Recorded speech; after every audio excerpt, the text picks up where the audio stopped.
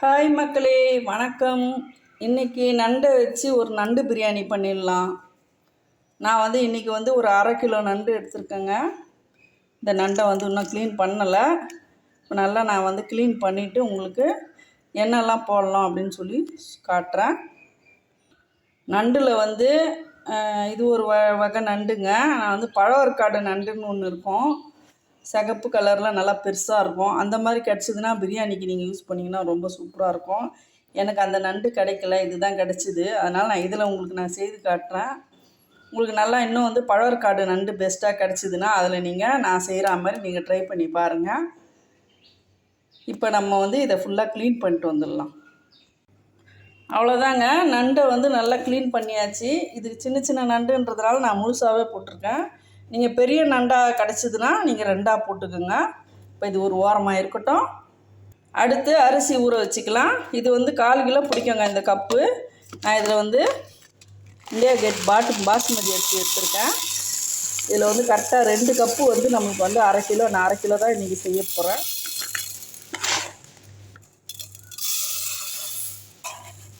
ரெண்டு கப்பு அரிசி எடுத்துக்கலாம்.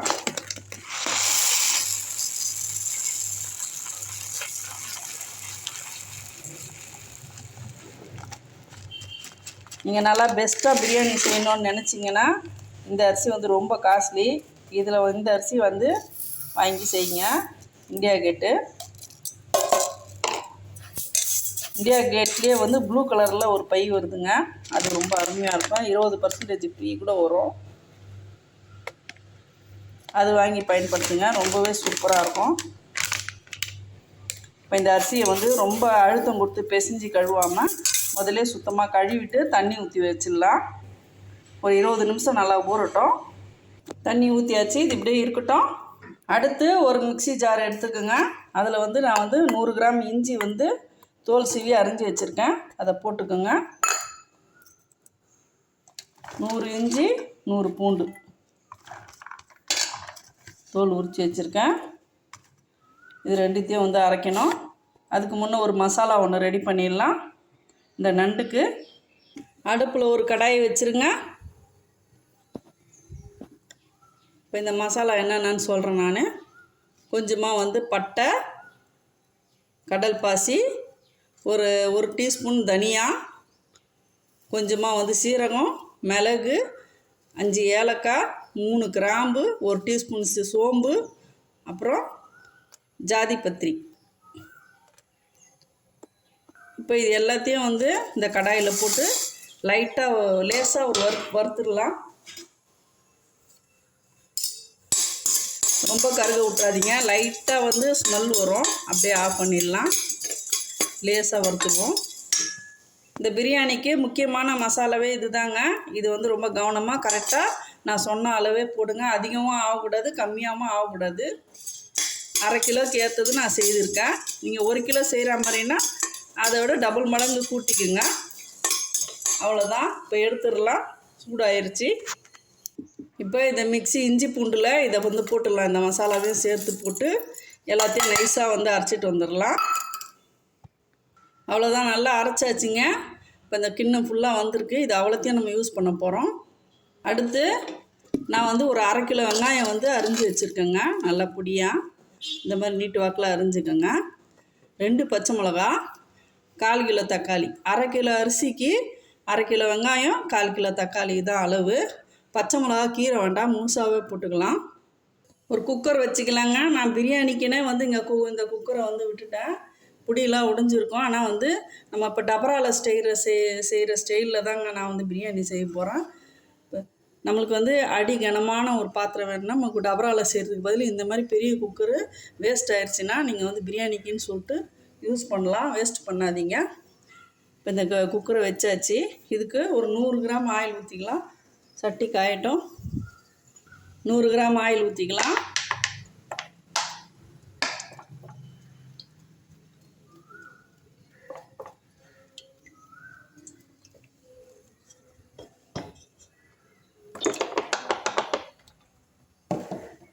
ஒரு 25 கிராம் நெய் ஊற்றிக்கலாம்.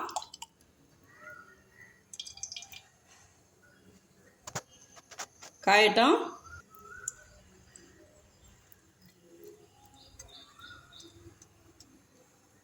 இதில் அன்னாச்சி பூ ஒன்று போட்டுக்கலாங்க. வெங்காயம் எடுத்து போட்டுக்கலாம்.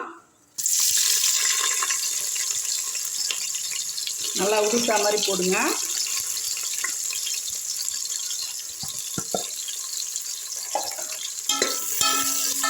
நல்லா வந்து இது வந்து பொன்னிறமாக வதங்கணுங்க. நல்லா வதங்கின பிறகு காட்டுறேன். புதினா ஒரு கைப்பிடியும், கொத்தமல்லி ஒரு கைப்பிடியும் மிக்சி ஜாரில் போட்டு இந்த மாதிரி ஒரு நைஸாக ஒரு அரை அரைச்சிட்டு வந்துடுங்க. நான் இந்த டீஸ்பூனில் கரெக்டாக 1.5 டீஸ்பூன் கார மிளகாத்தூள் எடுத்துருக்கேங்க. தனியாத்தூள் போட வேண்டாம், வெறும் கார மிளகாத்தூள் மட்டும் போட்டால் போதும். நம்ம மிளகு வேறு சேர்த்துருக்கோம். நல்லா வதக்கி விட்டுடலாம். வதங்கின பிறகு பாருங்கள் வெங்காயம் எவ்வளோண்டாயிடுச்சு. இன்னமும் வதங்கணும், கலர் மாறணும். கரம் மசாலா பவுடர் வந்து 1 டீஸ்பூன் போட்டுக்கலாம். ஒரு அரை எலுமிச்சை பழம் எடுத்து பிழிஞ்சு வச்சிடலாங்க. வெங்காயம் நல்லா வதங்கிடுச்சிங்க. அடுத்து இந்த கார மிளகாத்தூள் இந்த எண்ணெயில் போட்டுடணும். அப்போ தான் வந்து நல்லா கலர்ஃபுல்லாக கிடைக்கும் நம்மளுக்கு. உடனே வந்து இஞ்சி பூண்டு பேஸ்ட்டை உடனே போட்டுடணும். அந்த மசாலா அரைச்சி வச்சோம் இல்லைங்களா, இது எல்லாத்தையுமே போட்டுடலாம். இந்த நண்டு பிரியாணிக்கு முக்கியமான மசாலாவே இதுதாங்க, டேஸ்ட்டு கொடுக்குறதுக்கு. இது நல்லா வந்து வதக்கி விட்டுடலாம்.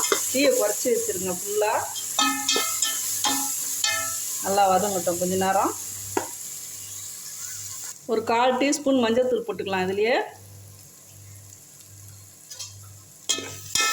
நல்லா வதக்கி விட்டுருங்க.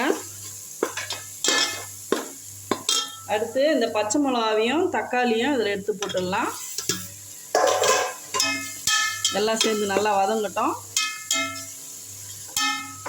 தயிர் வந்து எந்த காரத்தை கொண்டோ பிரியாணின்னு சொல்லிட்டு தயிர் ஊற்றிடாதீங்க. எப்பவுமே வந்து கடல் உணவு வந்து பால் தயிர் வந்து கடல் உணவுக்கு வந்து எதிர்வினை கொடுக்கும். கண்டிப்பாக அலர்ஜி உருவாக்கும். நிறைய பேருக்கு, சில பேருக்கு வந்து ஒத்துக்காது, அலர்ஜி உருவாக்கும். நான் அதனால தான் அன்றைக்கி மீன் வீடியோவில் கூட நான் சொல்லியிருப்பேன், மீனுக்கு வந்து நீங்கள் தயிரோ பாலோ சேர்க்கக்கூடாது அப்படின்னு. வெள்ளை வெள்ளையாக அலர்ஜி மாதிரி வருது பார்த்தீங்களா, அது இதனால தான் வரும். அது சேர்க்காதீங்க. தயிர் போடாமலே செய்யலாம். லெமன் சேர்த்துக்கலாம் அதுக்கு பதில். இதுலேயே இந்த புதினாவும் கொத்தமல்லியும் அரைச்சி வச்சுருக்கோம் இல்லைங்களா, அதை போட்டுடலாம். நான் கொஞ்சம் நிறையவே வந்து போட்டு அரைச்சிருக்கேங்க. நல்லா ஒரு 4 டீஸ்பூன் வர அளவுக்கு. இதுதாங்க, இது நல்லா டேஸ்ட்டு கொடுக்குங்க. கண்டிப்பாக கலரும் ஒரு வித்தியாசமான கலர் கிடைக்கும் நம்மளுக்கு. சூப்பராக இருக்கும் ஃப்ளேவரு. நல்லா எண்ணெய் பிரிகிற அளவுக்கு வதங்கட்டும். நல்லா வதங்கிடுச்சிங்க. எண்ணெய் பிரிகிற அளவுக்கு நல்லா வதங்கிடுச்சு. ஆனால் வந்து தக்காளி வந்து அப்படியே இப்படி தான் இருக்கணும், ரொம்ப குழைய இருக்கக்கூடாது, இப்படி முத்து முத்தாக இருக்கணும். அதனால தான் நான் வந்து கொஞ்சம் பெருசாக இருந்தேன். இப்போ நண்டு எடுத்து இதில் போட்டுக்கலாம்.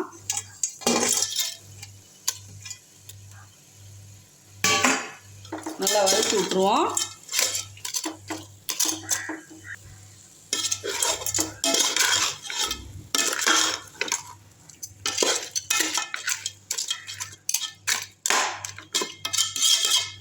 நம்ம வந்து டம் போட்டு வேக வைக்க போகிறோம், அதனால் ரொம்ப வதங்கணும்னு அவசியம் இல்லை.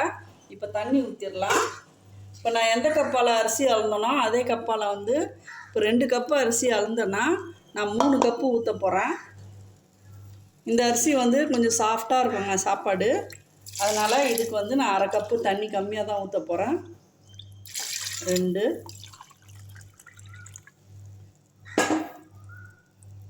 3 கப்பு ஊற்றுறேங்க.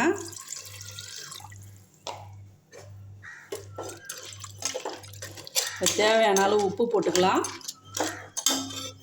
நான் 1/2 கிலோ அரிசிக்கு 2 டீஸ்பூன் அளவு கல் உப்பு போடுறேன். நல்லா வதக்கி விட்டுடலாம். தண்ணி நல்லா கொதிக்கிட்டங்க. லெமன் வந்து அப்புறம் ஊற்றுவோம். ஒரு தட்டு போட்டு மூடிக்கலாம். நல்லா இதுக்கேற்ற மாதிரி டம் போடுற மாதிரி ஒரு தட்டு எடுத்துக்கோங்க, மூடி வச்சிடலாம். தண்ணி நல்லா கொதிக்க ஆரம்பிச்சிடுச்சு. இப்போது இது வந்து வெந்தயக்கீரைங்க, கஸ்தூரி மேத்தின்னு சொல்லுவாங்க. இதை வந்து நல்லா கையில் கசக்கி இதில் போட்டுடணும். நண்டு வந்து ரொம்ப சூடுங்க. இந்த மாதிரி போடும்போது நம்மளுக்கு வந்து சூட்டை வந்து பேலன்ஸ் பண்ணோம். இந்த லெமன் எடுத்து இதில் ஊற்றிக்கலாம். அரை பழம் ஊற்றிருக்கேன், 1/2 கிலோ அரிசின்றதுனால. அரிசி தண்ணி வடிகட்டி போட்டுடலாம். நல்லா தண்ணி வடிஞ்சிச்சு. அப்படியே வந்து மெதுவாக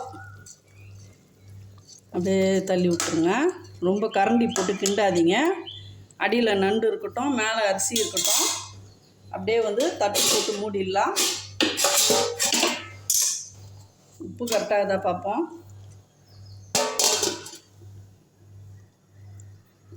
உப்பு கொஞ்சம் கம்மியாக இருக்குங்க, போட்டுக்கலாம்.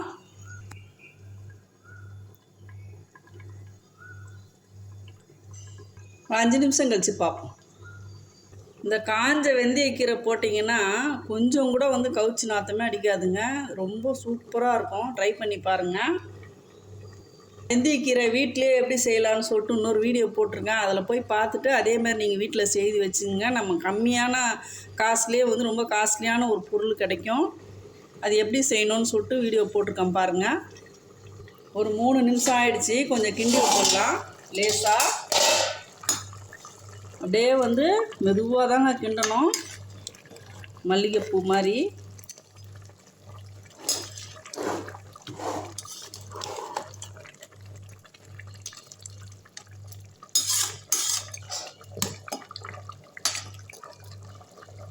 இன்னொரு 3 நிமிஷம் கழித்து பார்ப்போம். இன்னொரு 3 நிமிஷம் ஆகிடுச்சி. பார்ப்போம் எப்படி இருக்குன்னு.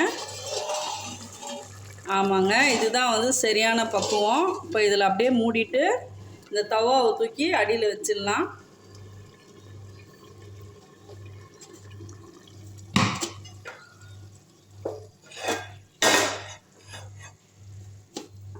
இது மேலே இப்படி வச்சு மேலே ஒரு வெயிட்டான இரும்பு வச்சிடலாம். ஃபுல்லாக வந்து ஃப்ளேமை கம்மி பண்ணிடணுங்க. இனிமேல் வந்து ஃபுல்லாக ஃப்ளேம் கம்மி பண்ணிவிட்டு இந்த தவா ஹீட் ஒரு நிமிஷம் விட்டு நல்லா ஹீட் ஆன பிறகு ஃபுல்லாக ஃப்ளேமை கம்மி பண்ணிவிட்டு இதுலேருந்து வந்து கரெக்டாக 20 நிமிஷம் கழித்து ஓப்பன் பண்ணி பார்ப்போம். 20 நிமிஷம் ஆயிடுச்சு. திறந்து பார்த்துடலாம்.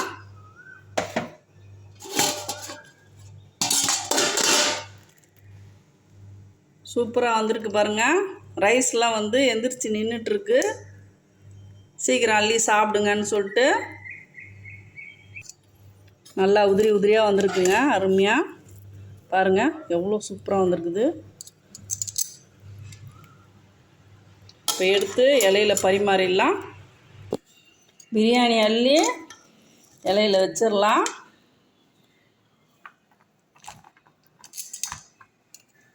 எவ்வளோ சூப்பராக வந்திருக்குது பாருங்கள்.